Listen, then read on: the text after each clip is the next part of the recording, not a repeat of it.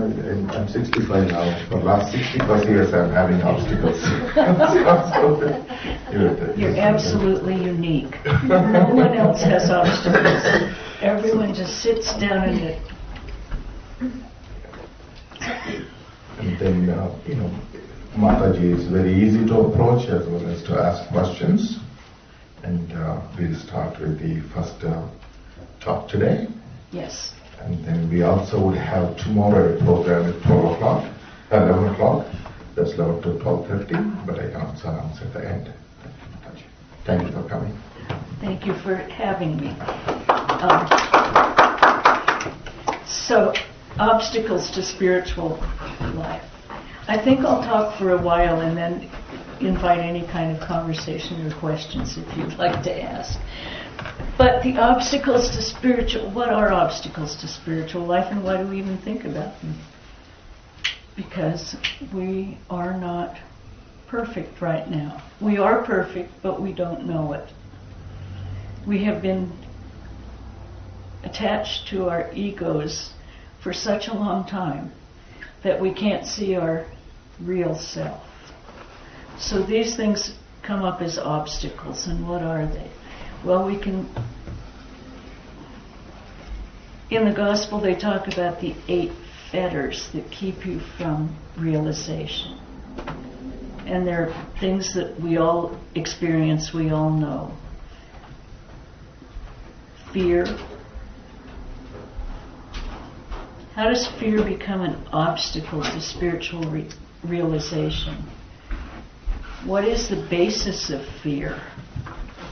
We have to think about these things if we're going to get rid of the emotion of fear. In my experience, the things that we fear most are change, perhaps getting old. We fear loss. We fear circumstances in our life that we try to control. And we have all this fear about what's going to happen next. We can't necessarily control what's going to happen next, but why are we afraid? The way I have seen it is fear happens when I lose faith in either myself or God. I lose faith. I feel helpless. I feel, I can't do anything. What's going to happen next? Now, the easiest way that I can see to get rid of fear is to either go into the shrine or go into your own heart and ask yourself, why am I afraid? I remember when I was very, very young, and I was not too prudent. I would try anything. And I always started out with the thing, what's the worst thing that could happen to me? And that's the question I would ask myself. And I go, okay, you could die. Are you okay with that? And I go, yeah, I'm okay with that. And then I'd take off and do something that was totally irresponsible. But when we're afraid, ask yourself what you're afraid of. Try and figure it out. Because when you get down to the very essence of it, you have nothing to fear. Absolutely nothing. What are some of the other obstacles that keep you from realizing your true Atman, yourself? Grief. Now, why is grief an obstacle? These are things Ramakrishna said. These are the fetters to realization. But why does he list grief as one? That one was pretty hard. I thought about that a long time because I thought, well, what? People feel loss. They feel this. They feel that. They grieve for things they don't have. But think about that. We grieve for things we don't have, which implies desire, possession, ego attachment, a feeling of loss. So almost all of these fetters, when we analyze them, go back to our ego feels pinched. We are thinking of ourselves and our expectations and our desires. We're not thinking of God. We're not expanding ourselves. We're not. We're narrowing ourselves down to think of what's missing in my life. The other things, and these things are obstacles in realizing your true self. Because we, as Vedantists and people who come and study Vedanta and read the Gospel and everything, we are the Atman. We are shining in perfection at all times, but we keep deluding ourselves into thinking we're this small ego that has to go out into the world and do this and that. But it's truly our own delusions. And what are some of the other fetters? Pride.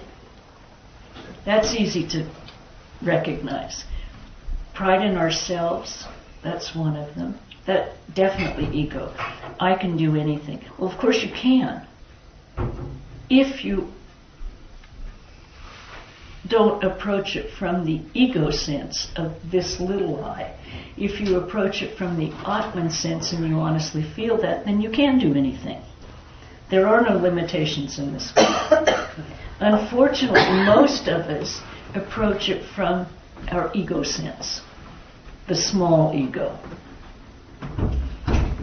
We don't surrender to God. We take on the task and go, yes, I can take care of that. Of course, it doesn't happen all the time, because part of our lessons in this life are ego busting, as we said. Don't worry. That we have one of the things that they mention in the Gospel is pride of caste. Now that probably makes more sense to ethnic Indians than it does to Americans, though Americans have a definite caste system. It's just not as well organized. But we all know what it is.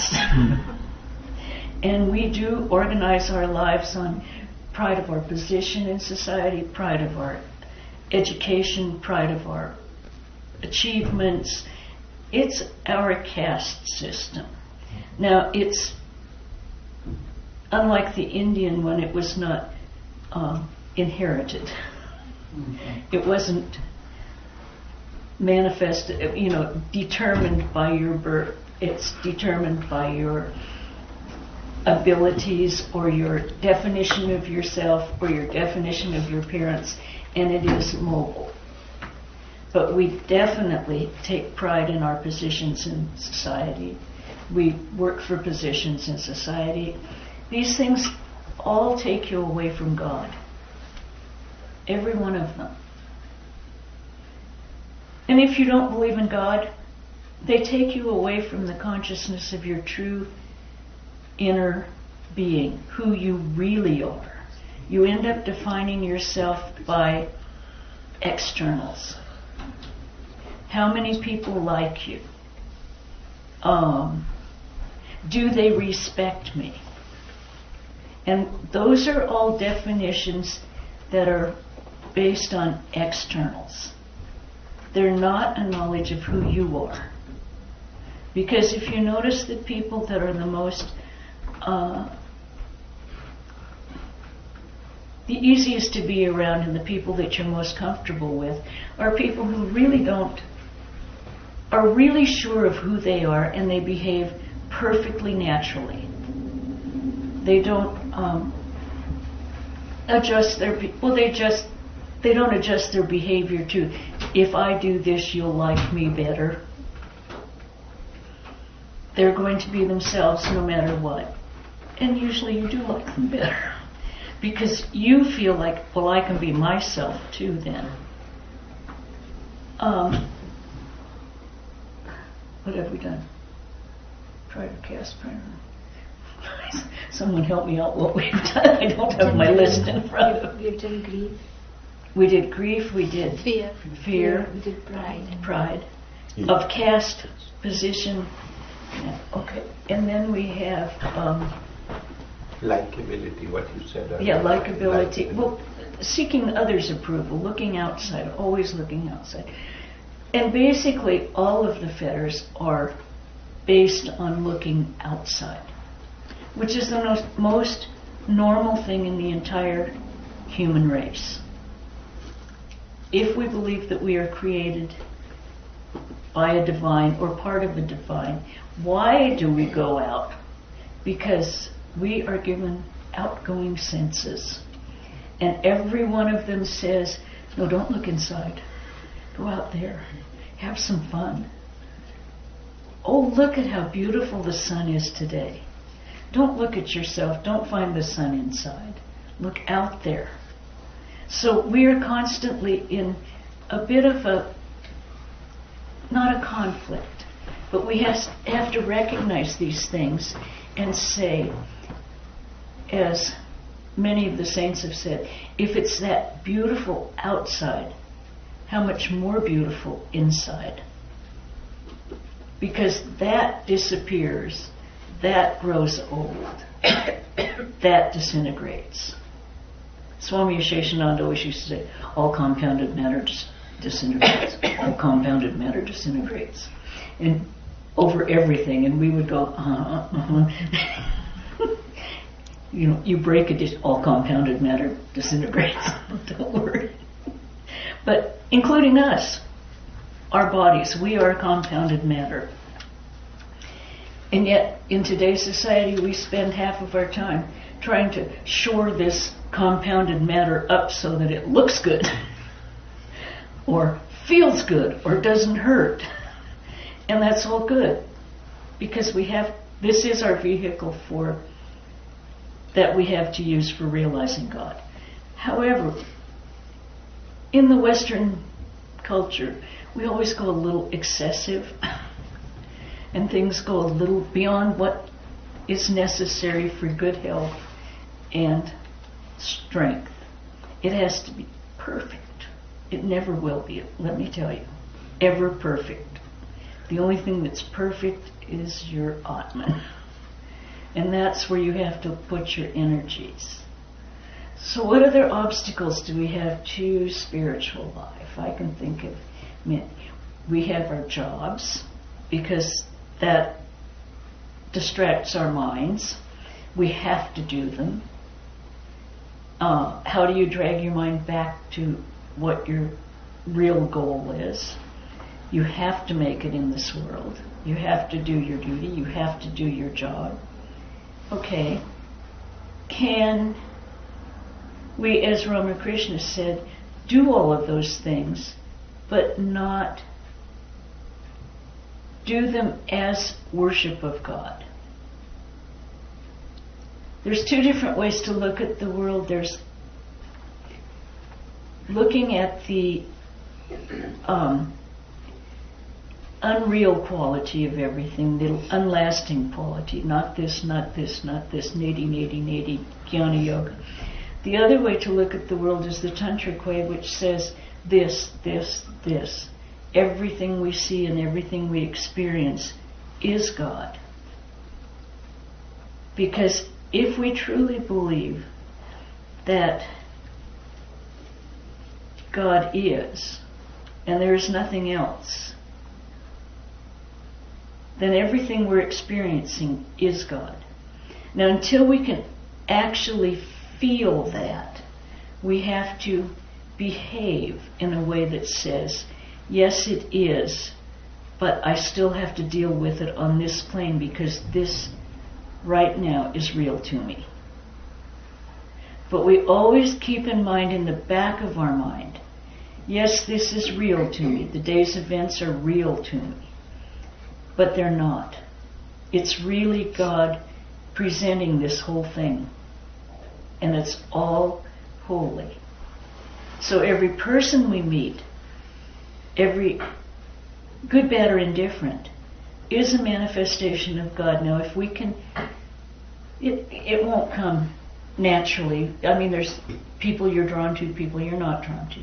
But if you can honestly start to practice, yes, they too are a representation of God, then we can train our minds to accept that. And as soon as our minds can accept it, the rest kind of follows along. God's grace comes into play, and we feel it. It's not just an intellectual activity. It's something we feel in our hearts. And in my opinion, we can intellectualize until we're cuckoo practically. We can understand everything intellectually. But until you honestly feel it, it doesn't make a huge impression on your life. Does that make a little sense to everyone? I mean, I know that I can say, yes, I understand these concepts. And I remember hearing them for the first time when I first encountered Vedanta. And what I thought at that time was, that's what I've always believed. It wasn't this that was at work. It was like, finally, that's what I believe, and I always have. Otherwise, I would not have taken up this life. I would not have recognized this as a path that I wanted to pursue. I didn't know how to do it, but you could feel it when it just felt right. But I've always believed that we don't make huge changes in our life until our hearts are involved. We do things because we love. Every single person here will go out of their way to do anything for someone they love. And that's, I don't mean are romantically involved with or attracted to. I mean love. I mean the deep, deep feeling that you're one with them. And you'll do anything for their welfare, to help them. You don't think of yourself. You simply think of them. And as Krishna said in the Gita, give me your whole heart, love and adore me, worship me only, and I will save you. That is my promise. Mm-hmm. And you can, if you can do that, then these obstacles will kind of fall away. Now, if we have to approach it from the standpoint of this emotion is getting in the way of my meditation, or this feeling is getting in the way, we can approach it from both ways. There's no one way to do this.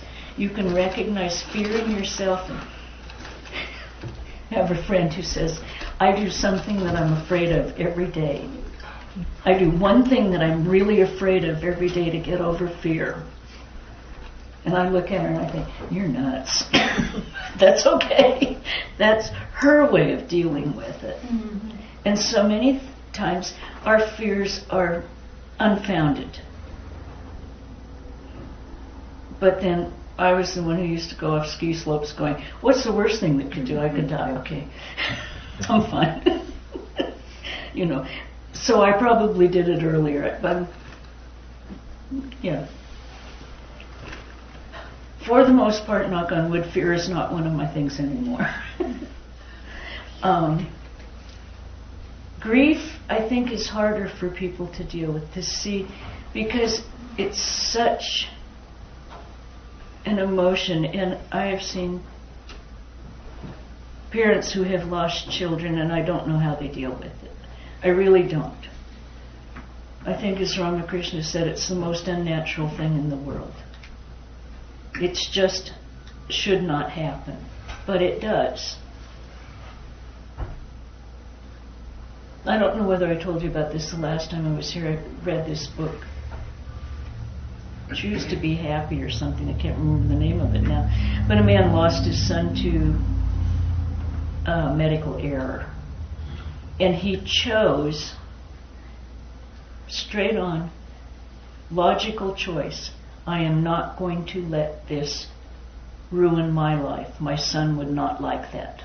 His son had had a totally positive attitude all of his life. So he chose happiness. And he told how he did it. Well, when you read the book and you read the stages that he goes through, it's extremely similar to Patanjali's How to Know God. I think he's a Muslim in Saudi, though. But the steps that he goes through and how not to get caught in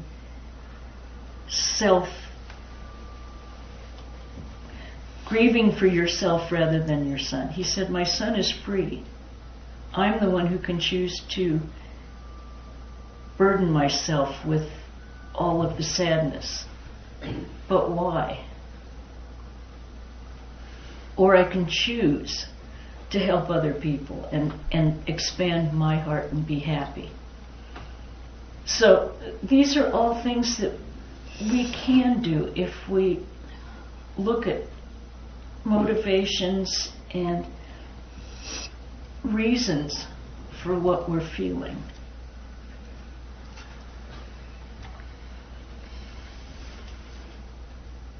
It's difficult. There are other, of course, obstacles in spiritual life. There's natural disasters. No one has any control over those. And they happen irrespective of everything. Everyone is equal in a natural disaster. There are no people that are higher, no people that are lower. You are all on exactly the same level. It's basic humanity. And what happens in those cases? I mean, we see them on TV all the time. Maybe I said this before, but Santa Barbara is a fairly affluent town, beyond fairly affluent. And we do not have a middle class that can afford to live in the town. It's, as someone said, the newlywed or the nearly dead. And that's it. So, and we do not experience that many natural disasters.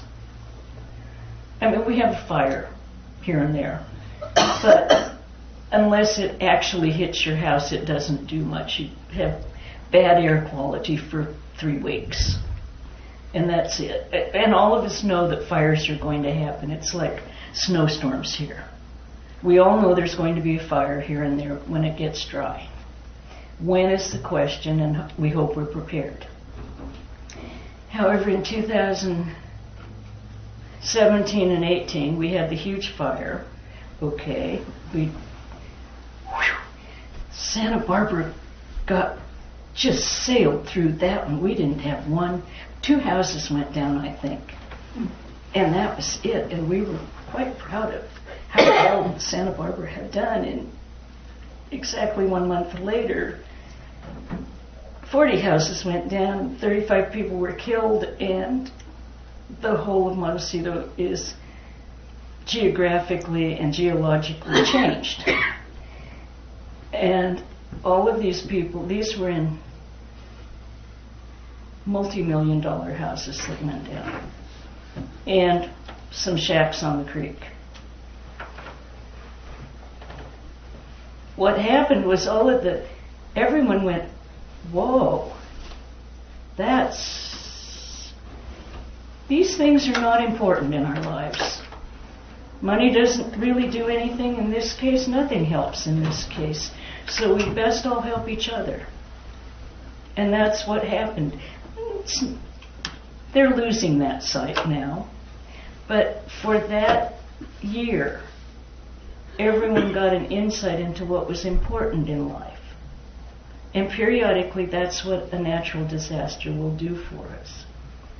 We'll get a look at I have my life, I have my family. Is that house and the things that I had in it that important? And most of them decided, no, it really wasn't. That those things could be replaced. They could be, they were just things. It's a concept that seldom enters our minds. Now, at our place in the convent, in the temple, we have what we call fireboxes. And everyone has a firebox packed of important things that have to get out. Living things first, shrine things, living things, shrine things, temple things, and then our own things. And it's an evacuation plan. And that's the way we live. Of course, you don't have a fire for 30 years and you look at your evacuation box and you went, really? I thought that was important. All of these things pale in comparison to our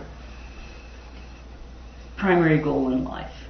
And I think no matter where we are, one of the obstacles is to get complacent about things. Complacency and indifference are two of the biggest obstacles.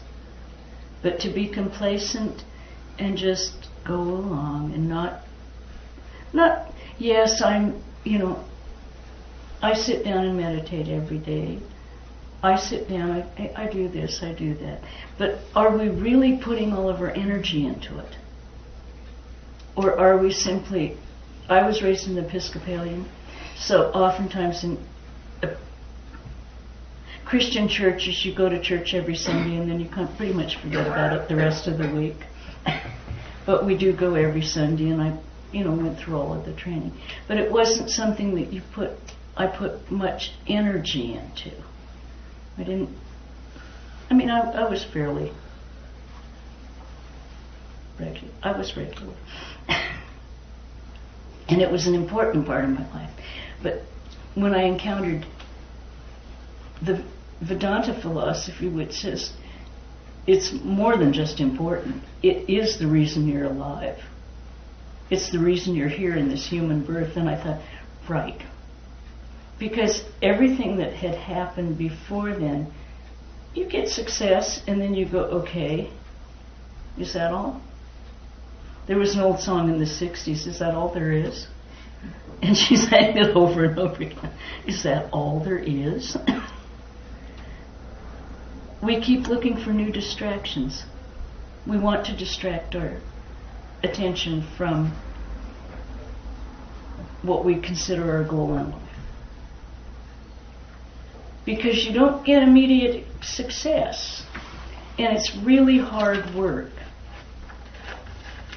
We had a friend who is a Buddhist and one of the Dalai Lama's disciples, and someone asked him at a large meeting, so what's the fast way for enlightenment?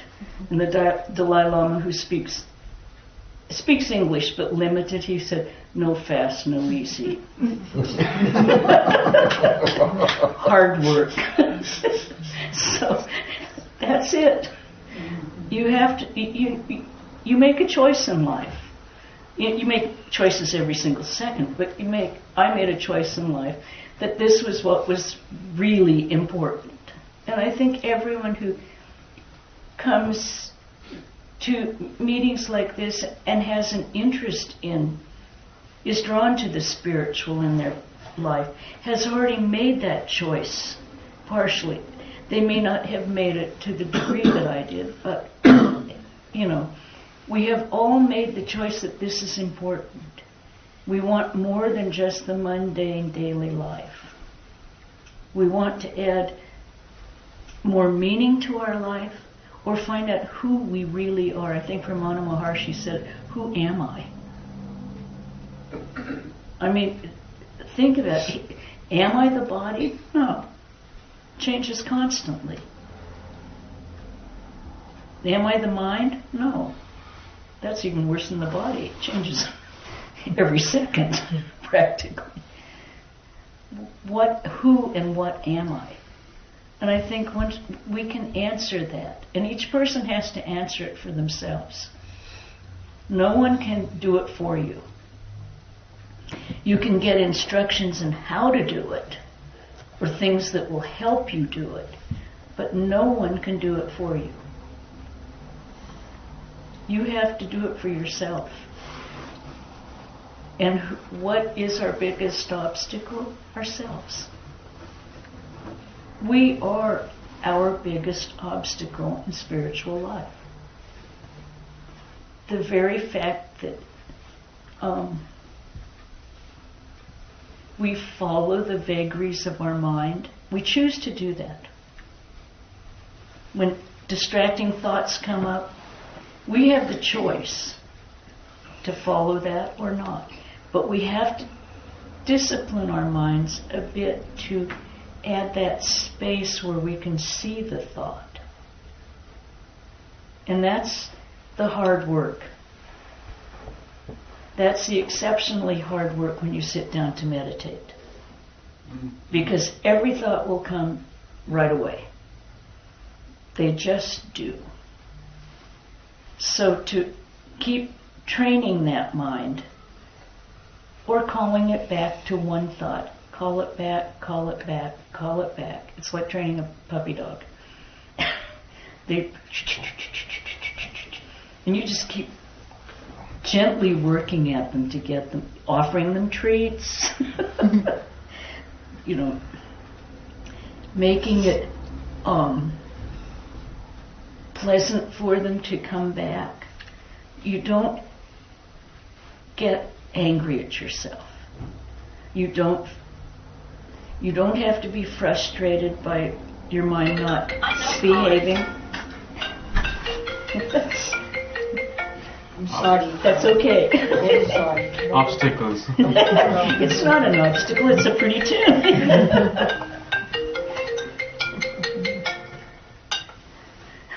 I'm sorry. That's all right. It's just fine. But I mean, yeah, it's we are our biggest obstacle. We want things. But why do we want those things?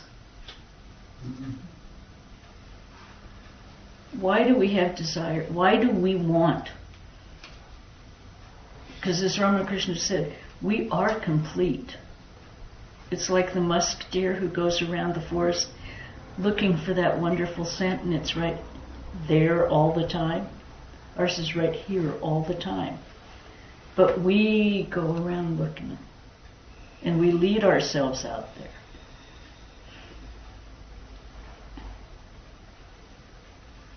So, how to do it? In our tradition, you get instructions. You go to someone who knows a little bit more about it than you do. And you set up a routine and a practice and work on it. I mean, like, I love it, no fast, no easy. It says it perfectly. It's your, pretty much your life's project. But the one thing I can say is it gets easier and easier. And there's less and less distraction. You kind of just accept what's going on out there. You don't have to have a reaction to everything. You can choose your reactions. You can, once you have trained your mind a bit, to have a little distinction between the event and your reaction, and you have that little space, you can make a choice. You can choose to go along with it, or you can choose to not. You can choose to react or not react. Now that is what you would call complete and total freedom. Because you're not being hooked by a hook and dragged through whatever and then go, how did I get here? You have the choice, and you can make that choice. And it gives you a sense of freedom, because I'm no longer a slave to the externals. I'm no longer a slave to the weather, to the politics, to this, to that. I'm not a slave anymore.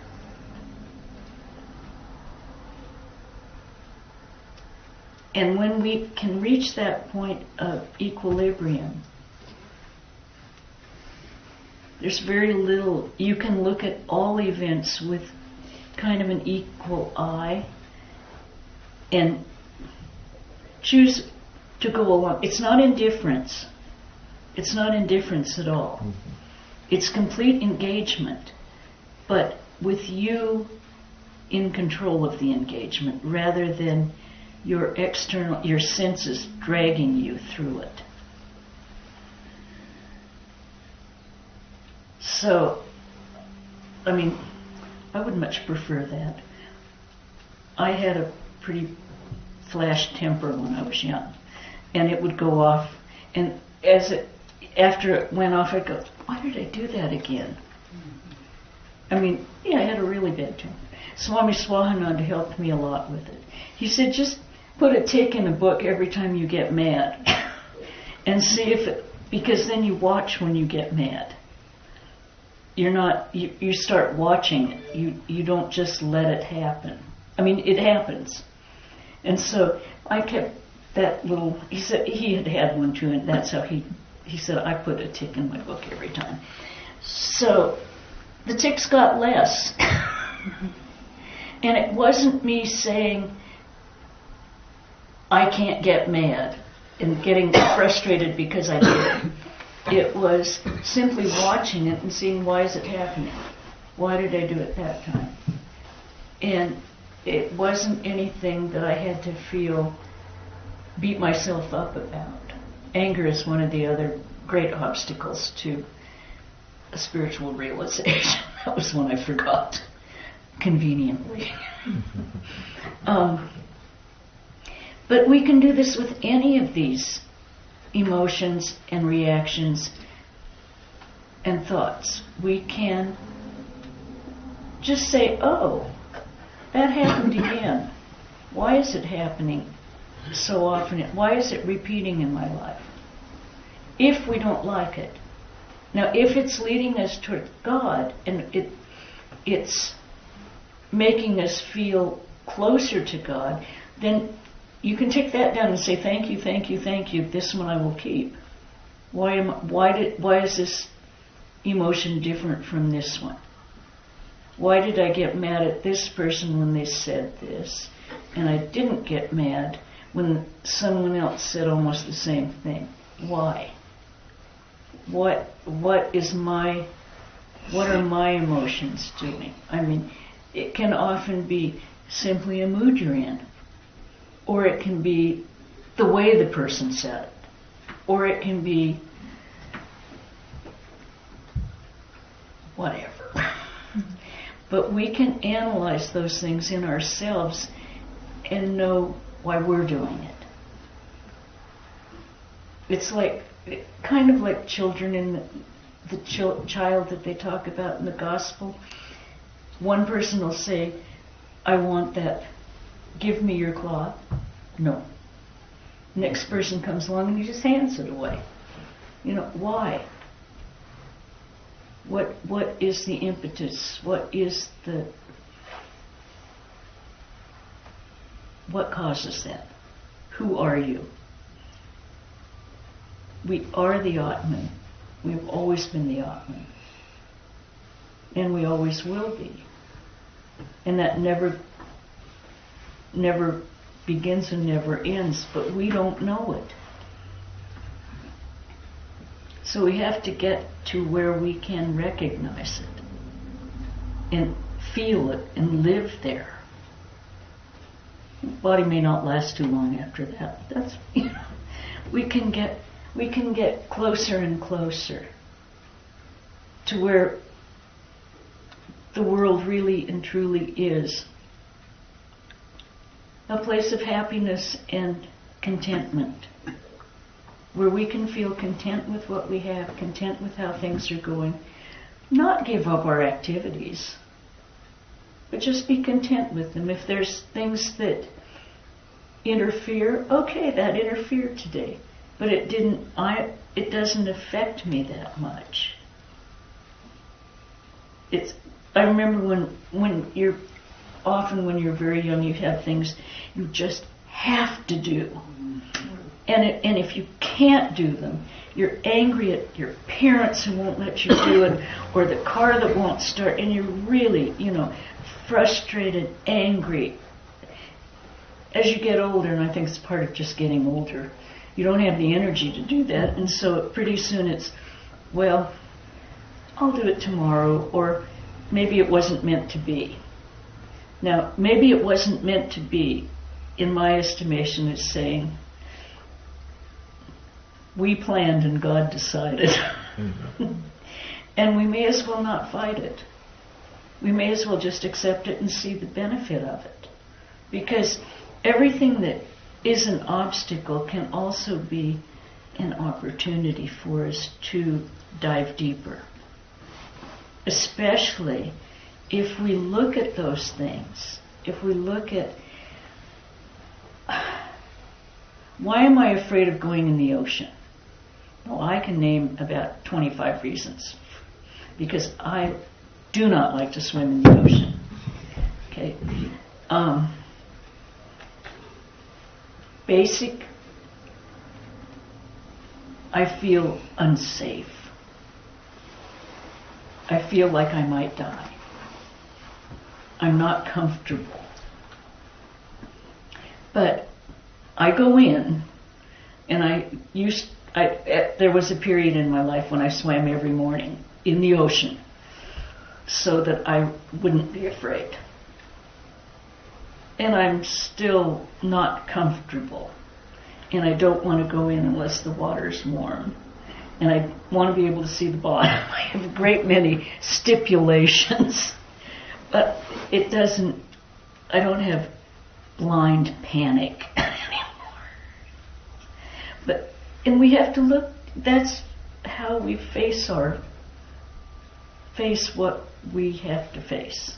And I don't know what, we each have different things. We have many different things to face. Because we're all exactly the same, and yet we're very different. The only reasons we're different is the externals. The internal, we all want the same things in life. Every single one of us. We want to be loved. We want to love someone. We want to be happy. And we want to know. And that's it. And everything else is kind of success. Yes, we'd like that. Yes, we'd like. But all of those things basically get down to being loved and being knowing and being content. And when we say people should be, I remember I asked someone asked if a friend of ours was happy, and I couldn't answer. And I went, happy? So I asked her, and I said, are you happy? And she says, I don't even know what happy is. I am satisfied, I'm content, but happy? I don't know. And I thought about that also. We tend to define happy as something that's kind of excited and elated and everything, and has a, excitement about it. Do we want that, or do we want to be content and satisfied with everything that's going on? Enjoying life, yes. But not desiring more than we already have. And I'm not going to say being grateful. That's later. Okay. But recognizing what we have and appreciating it, recognizing it, taking it for what it is. And we have a huge problem here in the United States. We have a huge problem in the world. Because television and the internet are now popping ads at you all the time on things you need, things you don't have. You don't have these latest snow boots. I went on Instagram to see a picture of a friend's mother who's 96, and the first thing that popped up were snowshoes, and I'm going, really? Oh well, they do look kind of nice. But we're constantly being bombarded by, you need this, you don't have this, you should have this, which just makes you discontent. So we have to look at all of that also. Those are obstacles. Overusing our devices is an obstacle these days. Very much so. Especially since they started putting ads on everything practically. I mean, and you go, how do you know I was looking for that? I get a lot of cat food ads because I use Chewy.com, which supplies your pet supplies where you don't have to go out and think about it. So I get all kinds of ads for that. And I'm going, okay, someday I'll divest myself of the internet, but not yet. So does anyone have any questions or anything to add? Any questions at all? You want to take the microphone?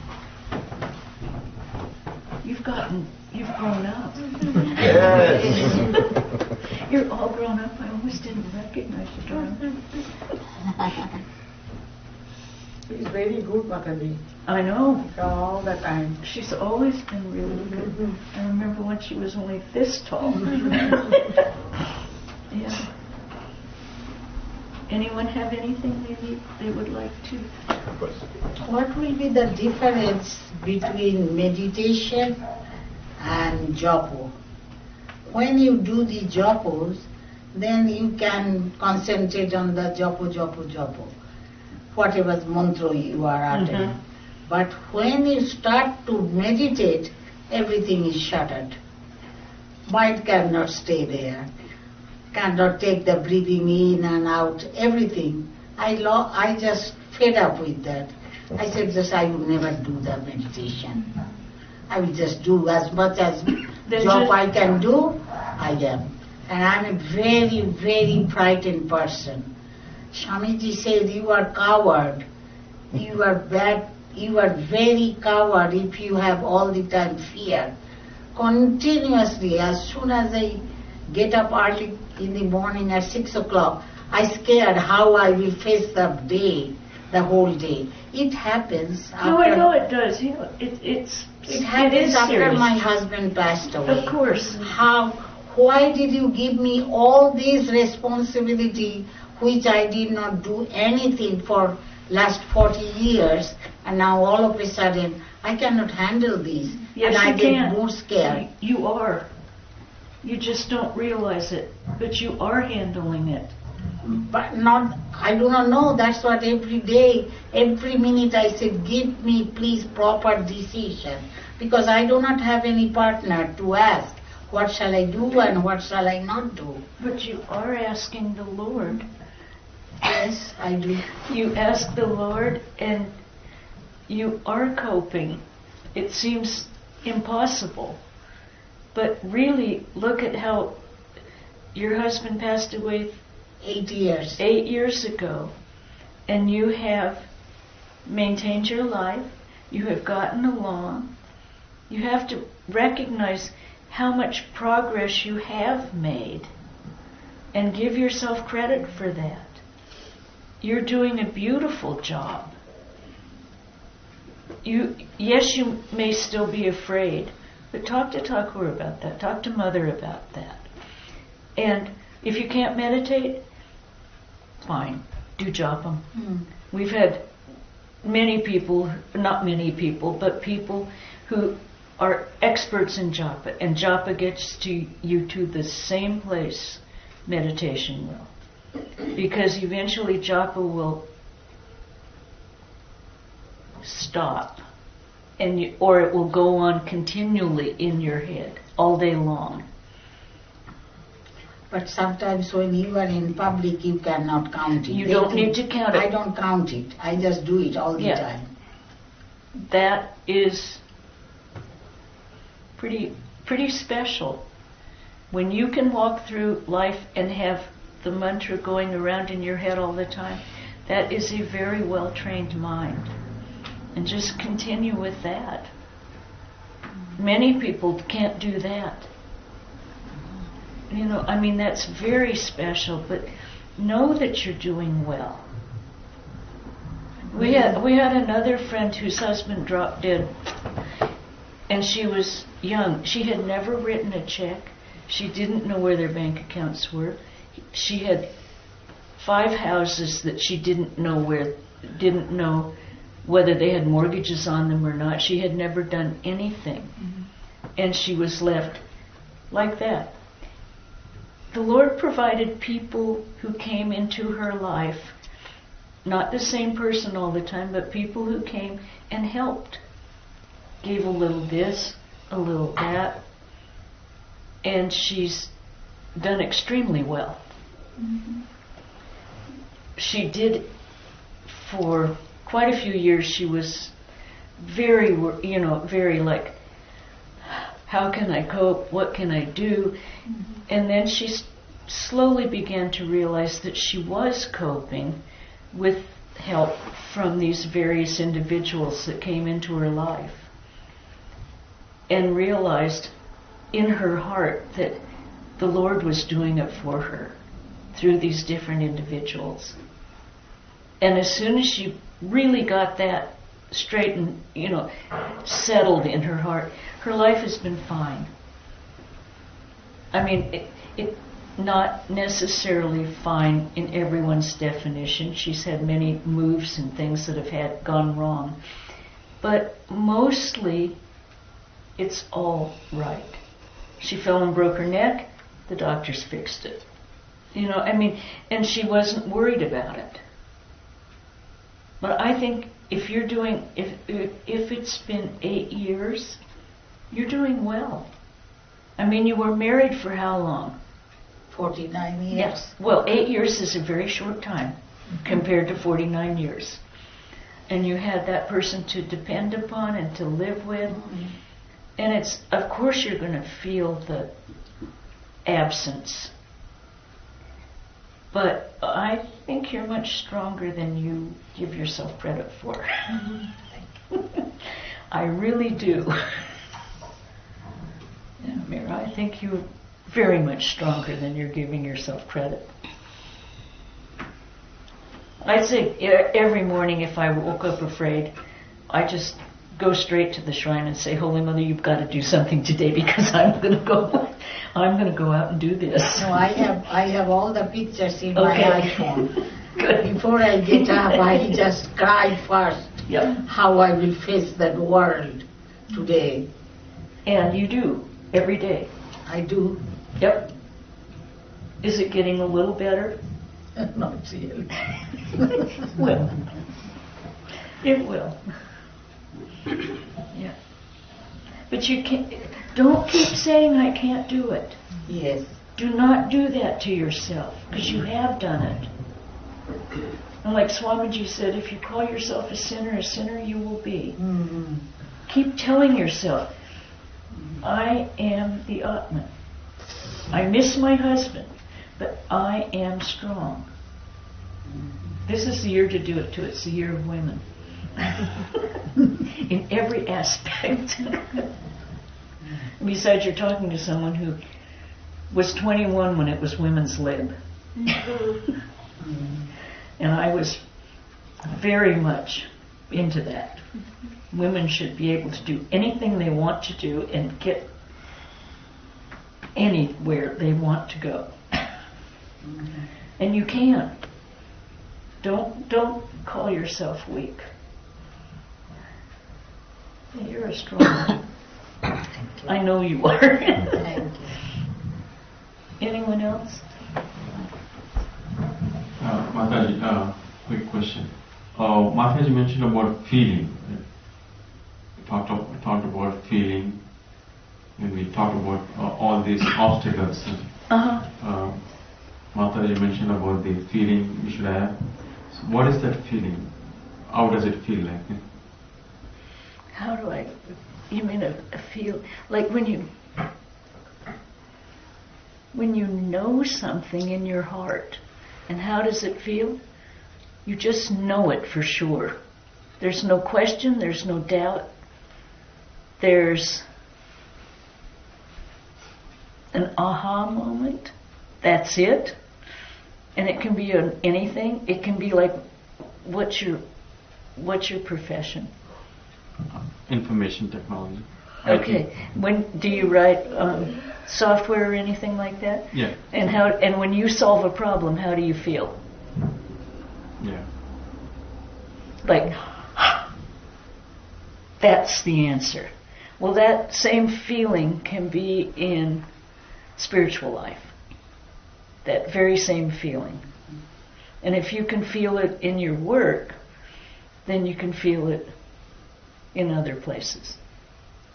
It's the same, like I say, if you can concentrate in your work one-pointedly on one thing, you can transfer that to meditation. It's a little difficult, but you have the capacity to concentrate. And some people are so untrained that they don't have the capacity to concentrate because they've never tried to do it, and they haven't found the avenue that captures their mind to create that concentration. So you're actually halfway there. Just shift the emphasis.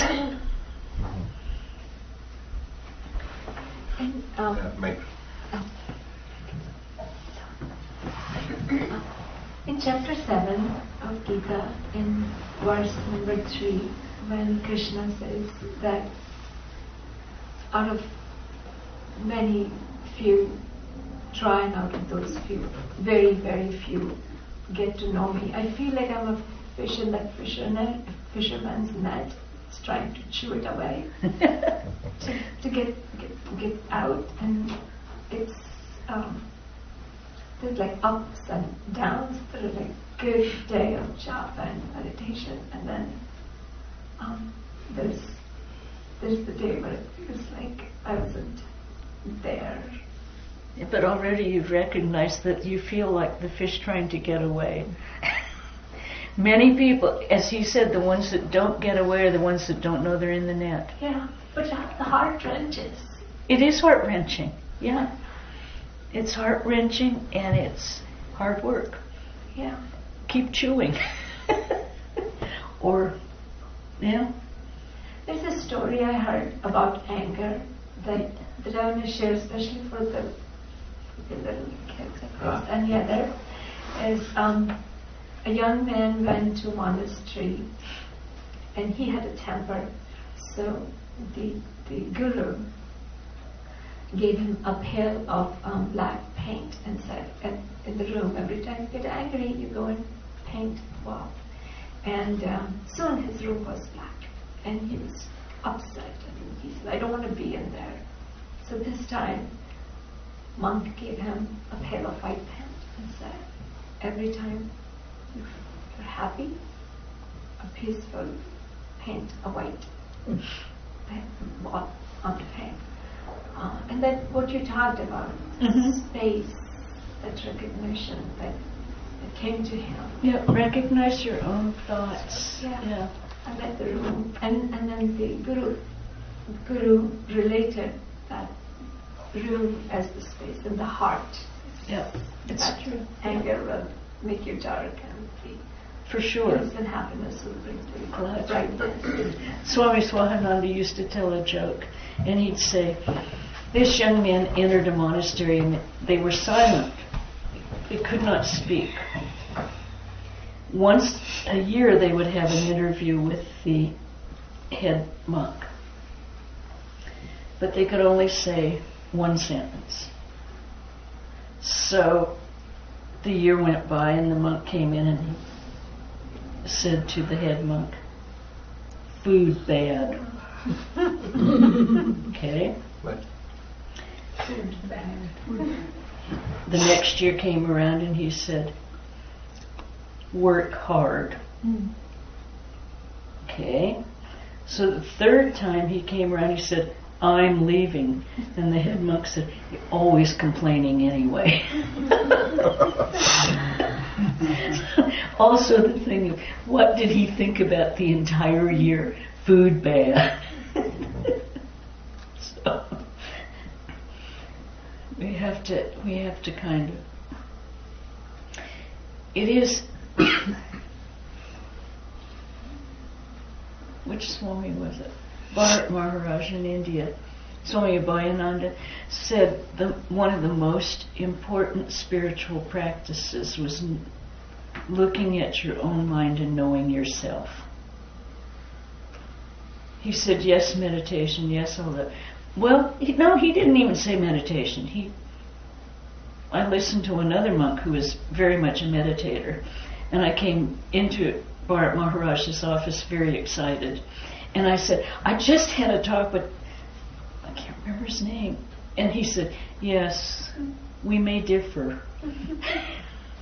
Because Bharat Maharaj didn't meditate. He gave his whole life to people and taking care of God in human form, everyone who came in the month. But he said the most important spiritual practice was knowing yourself. That Viveka. eternal companion, in that book, Swami Brahmananda said that. Yes. Know thyself. Yep. That is an eternal companion. When my husband passed away, Swami Shivanandaji told me, go and buy that book and read every night. Yes. And that's, I started to read that. But, yeah, because he said, if you cry, you will get him for sure. Yes. That's what he said, that is the eternal companion. That's Your right. companion will not live all of your life, but eternal companion Never is leaves there you. for never leave you. Never, ever, ever leaves you. That was Swami Prabhavananda who wrote that book, is my guru. Oh, So we read it all the time. yeah, that's what. And he that's told what- us all the he- stories he- of Maharaj. He told, I went to Swami Shivanandaji, I said, I cannot live in Pittsburgh, I want to go to your place. He said, come. And I went to Los Angeles Mhm. and stayed in there. A guest house. Yeah, Yeah, I could not stand here. I know. Yeah. That's what. But as I say, Mira, I think you're getting stronger all the time. You. You are. Keep reading the Eternal Companion. Yeah, she's moving around all the time. It's She's strong now. yeah.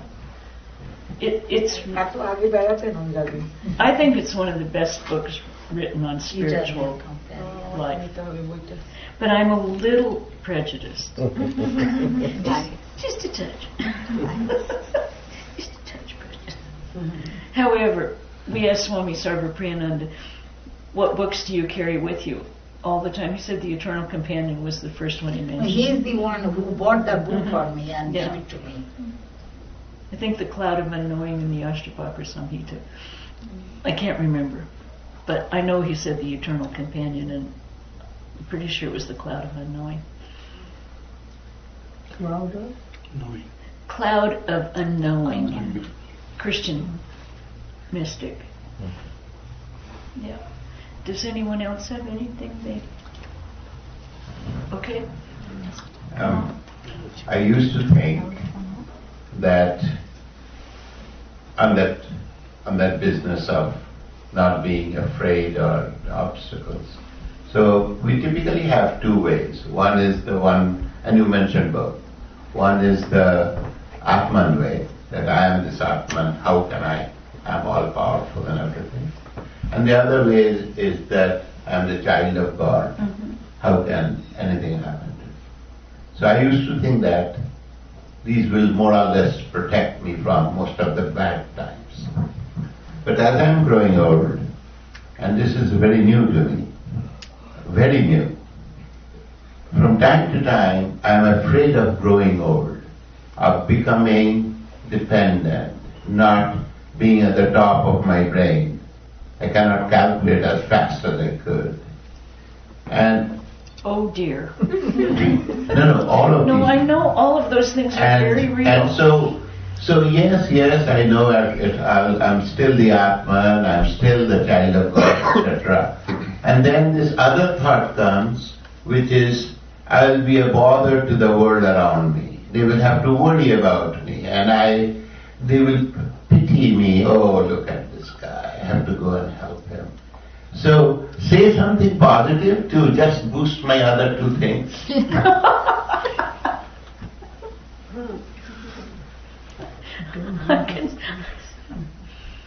I don't know that it's positive, but I can tell you 3 incidences of monastics who were not what they had been.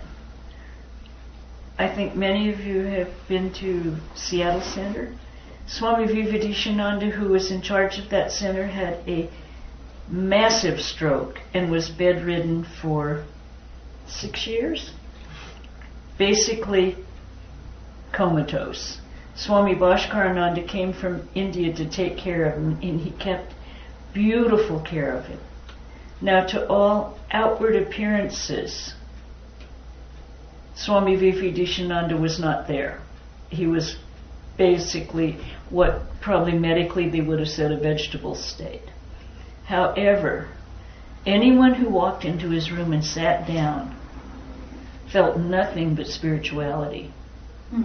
So, is his brain there or not? Is his spirit there or not? He was still a powerful spiritual force. And then, of course, he left the body.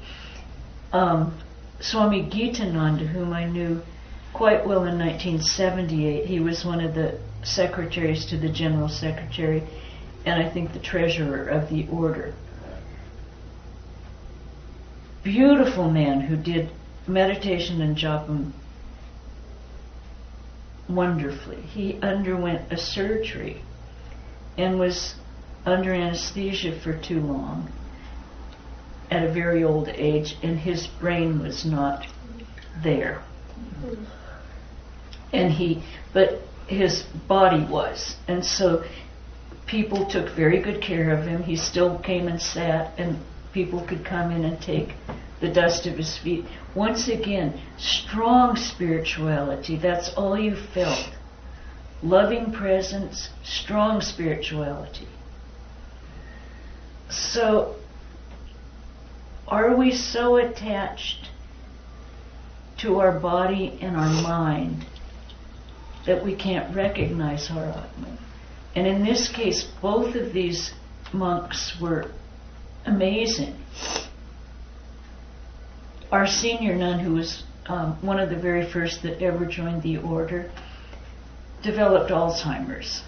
And she had always been relatively shy, didn't go out to people too much, very quiet. She was a musician. She composed music all the time. She put many verses of the Gita into song, to music, wrote it to music, poems of the various saints. She was really a composer and took care of the music. Well, when she developed Alzheimer's, she got a little more outgoing. She didn't know who was who, didn't know which end was up, couldn't communicate too well, and we had to put her in a memory unit because our property is not safe, and she needed a lockdown, let me tell you, because she liked to walk. And one day, we had just put her in this situation. We went over every day to see them so they didn't feel abandoned. So Pravrajika was going over, and she saw Pravrajika walking down one of the busiest streets in Santa Barbara. And she went, oh my God. She stopped and she said, Pravrajika, would you like to get in the car so I can take you back? Yes. Well, what are you doing out here? You know I like to walk. And took her back to the place. And of course we got really upset with the place. Well, she was sneaking out when someone would drive in the driveway. So she was there. Pretty soon she didn't communicate so well, but she had this strong empathy for everyone who was sad, and she'd just go over and sit down and hold their hand. Okay, then she got very ill and went to the hospital, and all she did was sing Know the Self, Unborn and Dying, Never Beginning, Never Ceasing. She sang it all day long in the emergency. She sang it all day long in the hospital. It was right at Christmas. And we were saying we should bring her home. And they said, no, we've got the bed space, so just leave her. What's that song she's singing? And then we brought her home and she died. But her first words to the person who walked in to take care of her were, what song are you going to sing for me? So, is it so important? Or is it our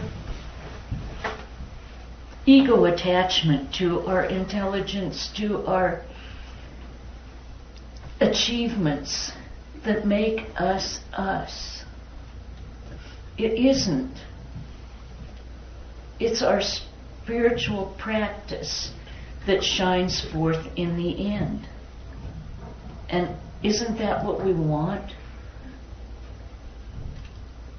And they were burdens to people, but no one felt they were a burden. Everyone was taking care of them. They were not a burden. Thank you. She wants the microphone, I will give. But just to assure you that I have not forgotten. My memory is not that bad yet. Oh, you know what? I went on a tour, and our tour leader, speaking of memory, she said, I've got a really good memory, but not for long. That's me. Write me a note. So when Dantine, in her old age, very old age, was in your Ashrama, Hollywood, Josephine McLeod. Apparently she had lost some of the brain functions. She would not recognize people and would tell many people that you are Vivekananda. Vivekananda was her friend and all of these things. So one of the brahmacharis asked Swami Prabhupada apparently that how come Dantine, who is so high up there, who is Swamiji's friend, how can she lose her mind? And then Swami Prabhupada says, what we are seeing is the outer shells. That's all you're seeing. Inside, most probably she is at the highest spiritual bliss. How would you know? You don't know. Thank you for reminding me. So now I'm a much stronger. Thank you. In case. Just a very small story on that person inside. I used to go to an assisted living facility with my son, and my son would play or help the seniors who lived there. So Christmas came, and my son plays piano. So to one of the old ladies, who was sort of like a cheerleader of the group, I used to chat, and I told her he plays piano. He's learning Nutcracker song. So one day she insisted that he has to play the Nutcracker song. So grudgingly, the teenager kid, he played. And so there was one lady who would be brought in every time. She had non-verbal dementia. She would just sit there, nodding it. As soon as he was playing Nutcracker, she started to move to the beat, and they were amazed. And then another person who had known this lady said she was a music teacher. Yeah. Well, they say and it brought they say with Alzheimer's, we have another nun who has developed it, that the music memory is very, very strong imprint and lasts beyond. I mean, Bordaprana, who passed away, didn't even recognize her sister when she came. And it almost killed her sister. She was sat next to her, and she was showing her pictures of the two of them on vacation, and Bordaprana looked at it, and she says, "Those two ladies look so happy, I wonder who they are." And her sister just was. But it's all the outside. It doesn't have anything to do with our Atman, our interior self. It is simply the outer shell. And as Swami Asheshananda said, all compounded matter disintegrates. Anything else before we go down for... Do we go down now? Yes, 6 o'clock. 6 o'clock, okay. We have a few more minutes. Okay. Should we call Shushmita? We're coming down now. Ryan, use the question, no? I didn't see his hand go up. He's a shy one. That's okay. I never asked a question either. Ever when I got into groups. Renee, sorry. Hmm? Renee, you have a question. No. Renee, you have a question. No, I do not. Thank you. I'm really happy to be here. Asking people.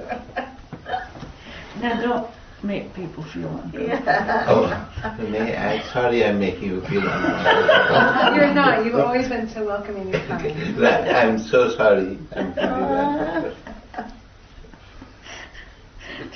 It was like when Swami Prabhupada gave classes in the temple on Friday nights. Sometimes he'd go, "And what did you want to say?" And everyone would go,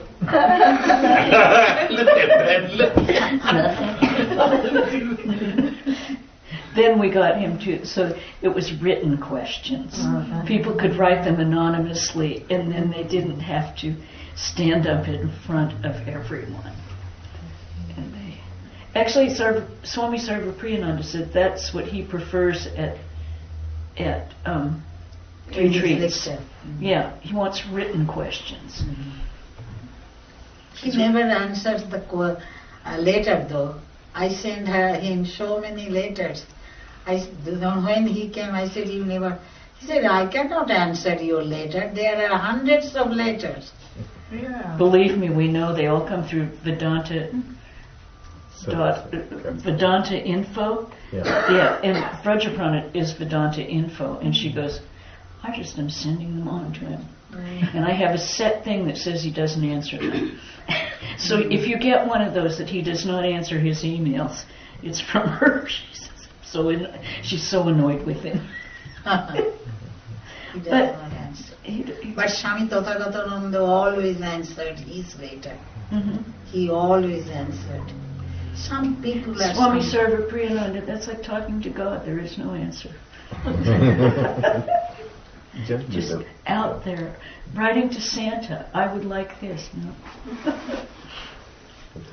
Yeah. He does get thousands, I think. He does get quite a few, I think. Yes. So they usually try to combine all the questions into one common theme and ask the Q&A. He once told us, he said, basically, I answer all the questions in my talks.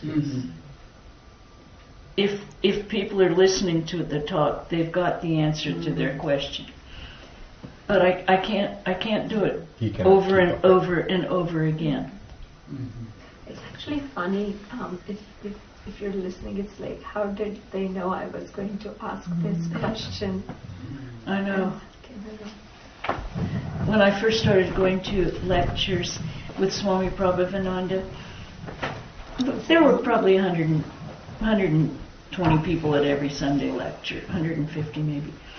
And his lectures were very short, and he spoke very slowly. And they were very simple, actually. And everyone in the audience would come out afterwards and say, "Well, how did he know that was what was on my mind? how did he know that? And I think probably 90 out of 120 all came out thinking that was just for me. Okay. You talked about all the obstacles. And, Hold closer. What? Closer. But I also think that it's not, you start with spiritual life and you're trying to get somewhere. And between the start and the goal, there are signs that you're progressing. There has to be.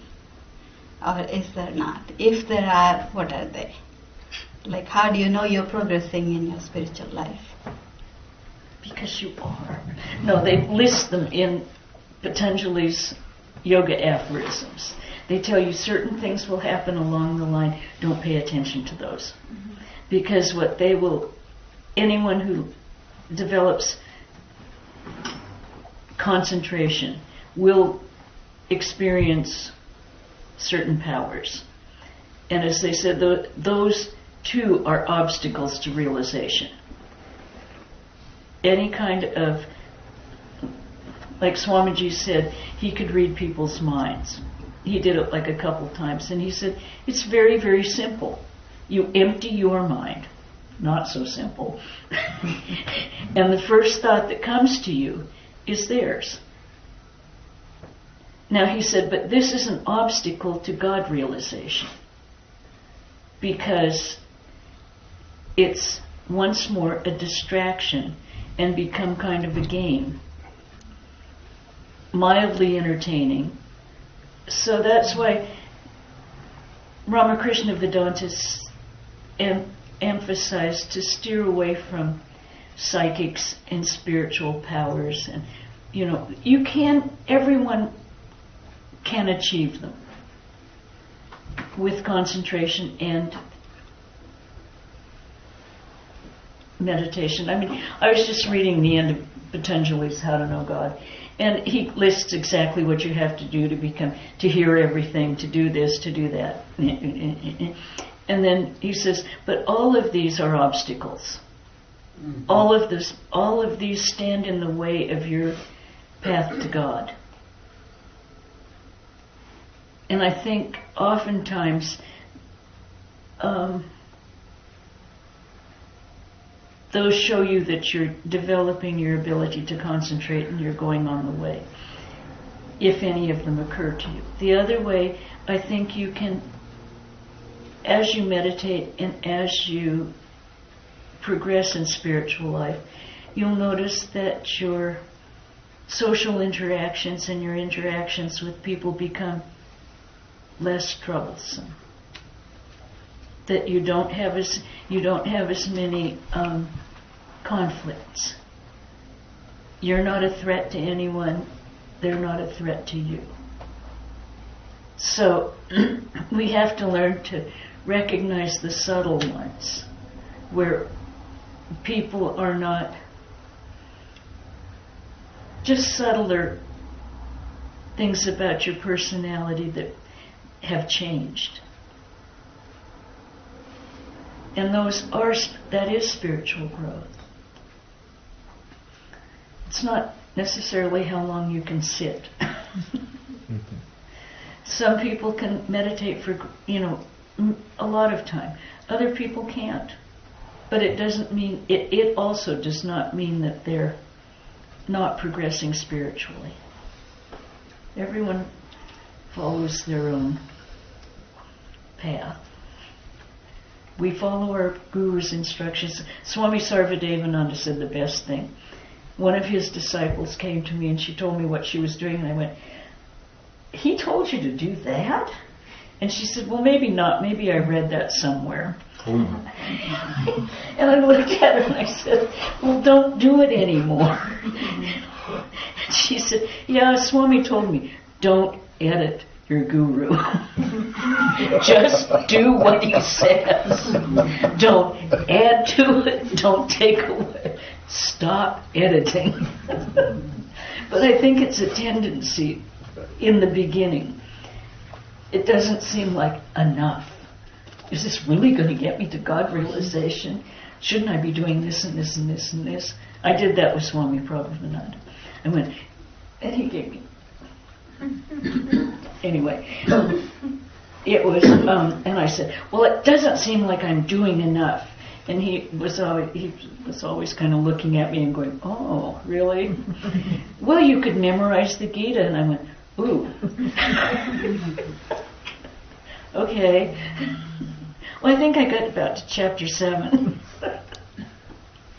I can't say it from memory, but I can. I got the gist of it, and I could paraphrase what it says. But no, I'm not. That's not my way either. And I do read it almost every day. I just don't memorize it. But it talks differently every time. I know. And I only read one version of it. Just one verse. Swami Prabhupada, because I'm a little biased.